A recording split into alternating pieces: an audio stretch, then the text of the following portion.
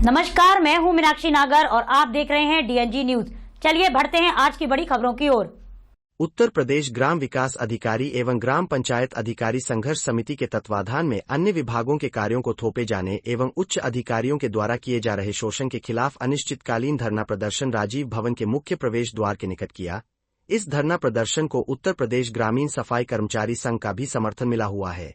इस दौरान धरना कर रहे ग्राम विकास अधिकारी एवं ग्राम पंचायत अधिकारियों ने जानकारी देते हुए बताया, उनके ऊपर विभागीय कार्यों के साथ साथ अन्य सरकारी कार्यों को भी थोप दिया जाता है, जिससे उनके अपने कार्य रुक जाते हैं और उनके कार्यों को रुकने की वजह से उनको प्रतिकूल प्रविष्टियां दी जाती है।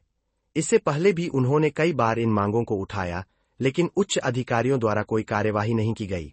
धरना प्रदर्शन स्थल पर पहुंचे डीपीआरओ एवं डीडीओ ने ग्राम विकास अधिकारियों एवं ग्राम पंचायत अधिकारियों को आश्वस्त किया कि उनकी मांगों को उच्च स्तर पर पहुंचाकर उनका निराकरण जल्द से जल्द किया जाएगा। धरना प्रदर्शन किया जा रहा है, इन मांगों को लेकर। जी धन्यवाद। मैं धीरज शर्मा, ग्राम पंचायत अधिकारी जनपद मथुरा यूनियन में हूँ। आज का जो धरना ये प्रस्तावित किया गया है, ये ग्राम विकास अधिकारी और ग्राम पंचायत अधिकारी जनपद मथुरा की संयुक्त यूनियन के तत्वाधान में आयोजित किया है। 10 बजे से ये चल रहा है। धरना देने का जो विषय बना है वो ये है कि ग्राम विकास विभाग और पंचायती विभाग पे अपने मूल काम बहुत है, लेकिन वो मूल काम नहीं हो पा रहे। उसके मुख्य वजह ये है कि अन्य विभाग के काम है, जैसे एग्रीकल्चर का है, स्वास्थ्य विभाग का है, राजस्व विभाग का है, तो ये काम हमको दे दिए जाते हैं। भाई इन कामों को जो विभागीय जो कर्मचारी है, जो भी हैं जमीनी स्तर के, ग्राम स्तर के, जैसे लेखपाल है, अब लेखपाल के काम को ग्राम पंचायत अधिकारी थोड़ी करेगा, वो लेखपाल को करना चाहिए। एक तो ये बिंदु है कि ये गैर विभागीय काम नहीं दिए जाए। जब हम गैर विभाग के कामों में संलिप्त हो जाते करते हैं तो हमारे विभागीय काम पिछड़ते हैं। जब विभागीय कार्यों की समीक्षा होती है तो विभागीय अधिकारी हैं वो हम पर दंडात्मक कार्रवाई करते हैं, हमारा वेतन रोकने का, हमारी प्रतिकूल प्रवृत्ति करने का। तो हम असमंजस में फंसे हुए कि हम क्या करें, अपने काम करें कि दूसरे विभाग के करें। अभी धरना स्थल पर डीडीओ मैडम और डीपीआरओ सर आए थे, तो क्या? हाँ, अभी घटना स्थल पे डीडीओ मैडम और जिला पंचायत अधिकारी महोदय आए थे और उनसे वार्ता हुई है। वार्ता होने के बाद उन्होंने कुछ अपने तरफ से कुछ प्रस्ताव किया है कि हम इनको समस्या का निस्तारण कराएंगे उच्च अधिकारी के साथ बैठक करके। तो उस पर हम विचार कर रहे हैं। अभी हमारा धरना समाप्त नहीं हुआ है, विचार करेंगे। विचार करने के बाद हमको ऐसा लगेगा कि वो पहले भी हम 2 साल पहले भी इसी तरह की घटनाक्रम हुआ था, तो उसमें आश्वासन दे दिया था। आश्वासन देने के बाद फिर भी गौशाला के प्रकरण था और उसमें FIR दर्ज हो गई और कोर्ट में चार्जशीट दायर हो गई, वो ट्रायल चल रहा है उसका। तो इस पर हम विचार करेंगे कि हम उसको खत्म करना है या क्या है।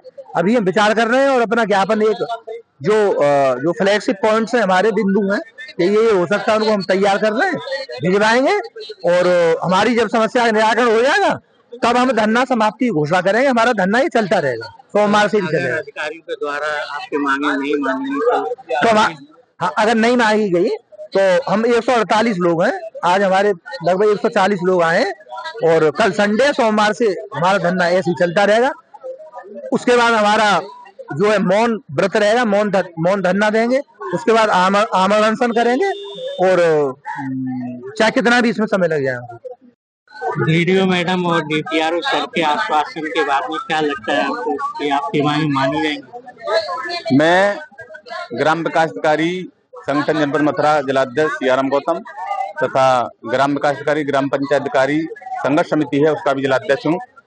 और अभी जैसे आपने पूछा कि डीपीआरओ सर और डीडीओ मैम जो है आश्वस्त करके गई हैं और उन्होंने ज्ञापन की कही है, जब तक हमें हमारी मांगे पूरी नहीं होती हैं तब तक हम धरने पर बैठे रहेंगे और उससे पहले हमारा धरना स्थगित ना होगा, ना ही खत्म होगा।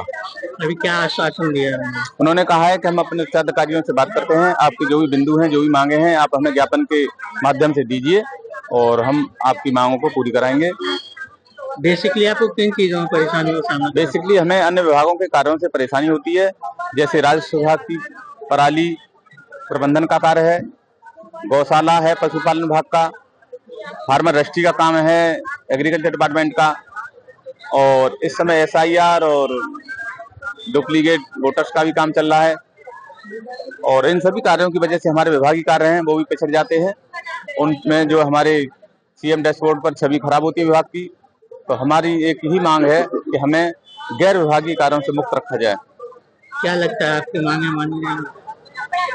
अब हमारा काम है मांगे रखने का। अब ये अधिकारियों का काम है कि मानते हैं नहीं मानते हैं, लेकिन जब तक मांगे नहीं मानी जाती हैं तब तक हमारा धरना अनवरत चलता रहेगा। ग्राम पंचायत सचिवों द्वारा जो धरना प्रदर्शन किया जा रहा है तो वो किन मांगों को लेकर है जो उन्हें स्थिति में आना पड़ा है? एक्चुअली जनपद में चाहे वो समाज कल्याण हो, कि पेंशन की बात हो, चाहे पशुपालन विभाग की गौशाला हो, या कृषि विभाग का agristack survey, farmer ID, farmer family ID, farmer registry और तमाम कार्यों के लिए जो अन्य विभागों के कार्य हैं सचिवों पर से कराए जा रहे हैं।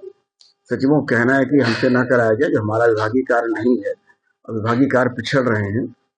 इसी बात को लोगों ने लेकर धरना यहाँ पर दिया है और उनकी बात सुनी गई है। सुनने के बाद उनको आश्वस्त किया गया है कि आपकी बात उच्च अधिकारियों तक, संबंधित अधिकारियों तक पहुंचाई जाएगी और अनावश्यक किसी कर्मचारी का उत्पीड़न या शोषण नहीं होगा और जो नियम से कार्य है नियमानुसार जहाँ इनकी जो योगदान है वहीं उनसे कार्य लिया जाएगा।